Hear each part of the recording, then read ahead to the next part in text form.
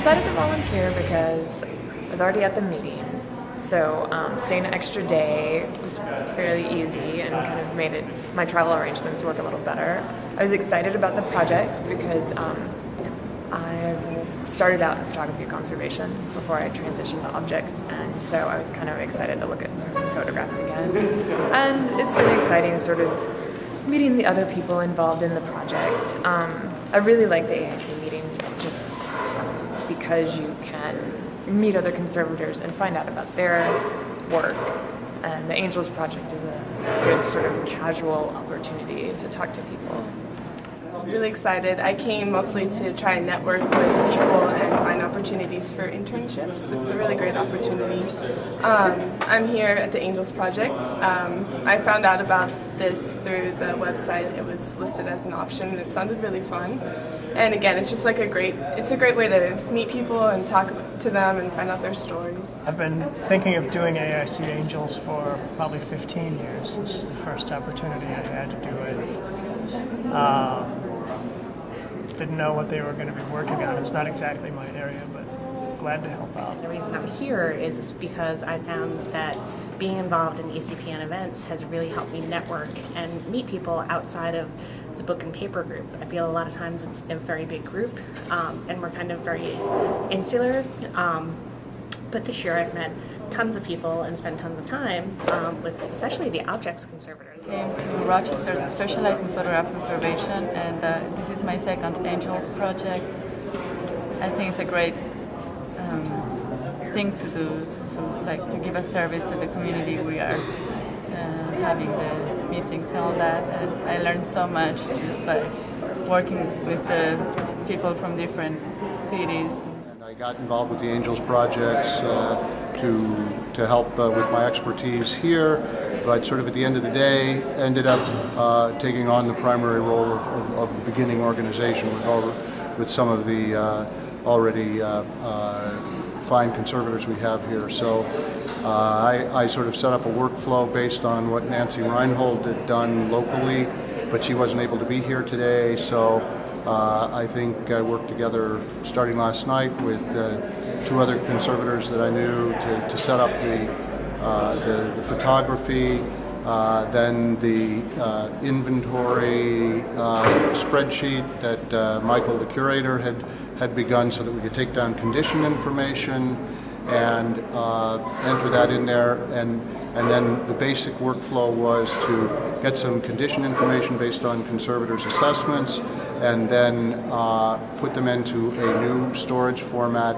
after they'd been photographed. So now there's a document, there's minimal condition notes, really indicating primarily whether something was stable or unstable, and then some quick notations of the kinds of issues so that there's a record for them.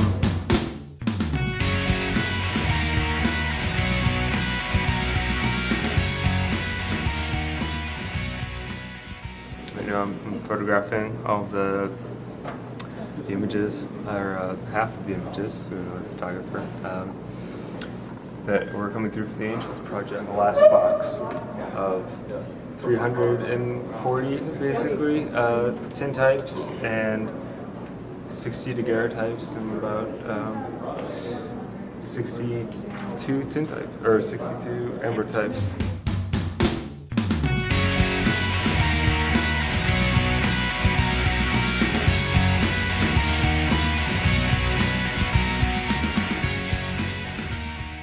I'm currently working here at the Milwaukee Historical Society on the AIC Angels Project, and I am surveying ambrotypes. So I'm looking at each photograph for its condition and noting whether or not it's stable or unstable, and if it's unstable, just listing some comments as to why, to help the staff here at the Society better understand their collection and future preservation needs. So this is an ambrotype. It's in a thermoplastic frame and not actually a case, so I'm noting that in the condition. And it's very stable. It's not falling out of its case, and it doesn't have any significant corrosion problems, either on the glass or the preserver or the mat. And the case does have some breaks, or the frame does have some breaks at the corners, but that's just little areas of loss and not actually structurally problematic for the frame. So it is still considered to be stable.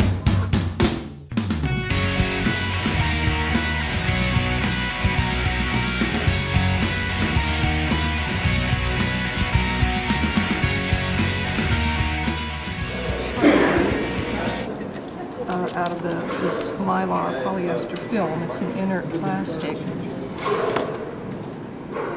Trying to balance, not touching the plate to affect it any further.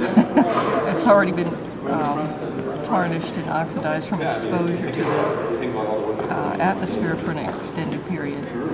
I don't want to get any other fingerprints or oils on it. And just trying to score make a crease in the polyester here to fit the bottom part of the tray for the object. And then this tray, I'll cut a window out of the mat board to hold the tray, and then place a stiffer mylar over the front and back of the package and seal the edges. So that'll give us physical protection from any further scratches or abrasions and protect it from the atmosphere to keep it from tarnishing further. And then at least will be more safely housed. It could be handled until such time as it can be treated by a conservator to either remove some of the tarnish or provide a little more stable housing for the longer term.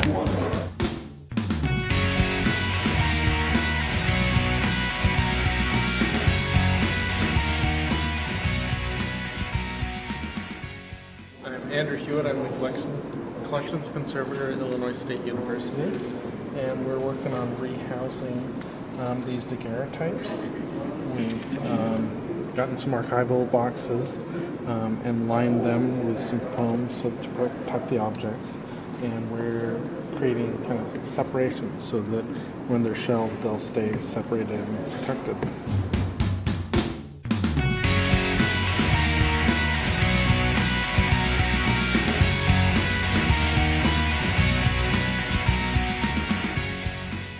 am part of the rehousing of these are tin tubs, right? And we are the sort of final temporary handling of the crew. So what we're doing is inserting them into Mylar envelopes, making sure that their temporary number goes with them, so it matches up with all the data and the photography that's happened and the imaging that's happened.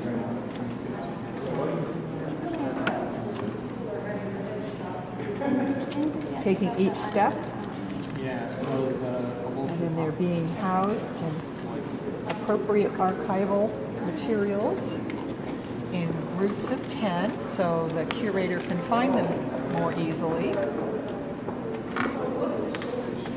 Eventually, they'll be much happier tent types.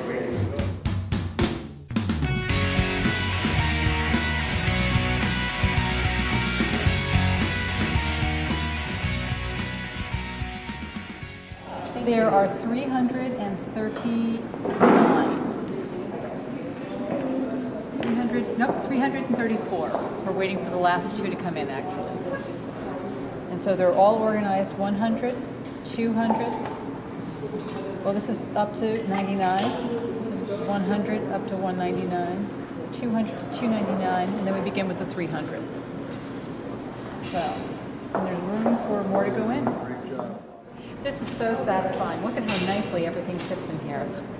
Just perfect. Preserve and protect Milwaukee and Milwaukee County history through our outreach programs, through our exhibitions, and to educate the public, not only native Milwaukee, but tourists that come to Milwaukee for conventions like AIC or other conventions, to really get them integrated into why Milwaukee's history is important. Milwaukee has a very rich immigrant history, has a rich industrial history. So it's our mission and it's our duty to convey why the past is important and how it relates to the present and to the future.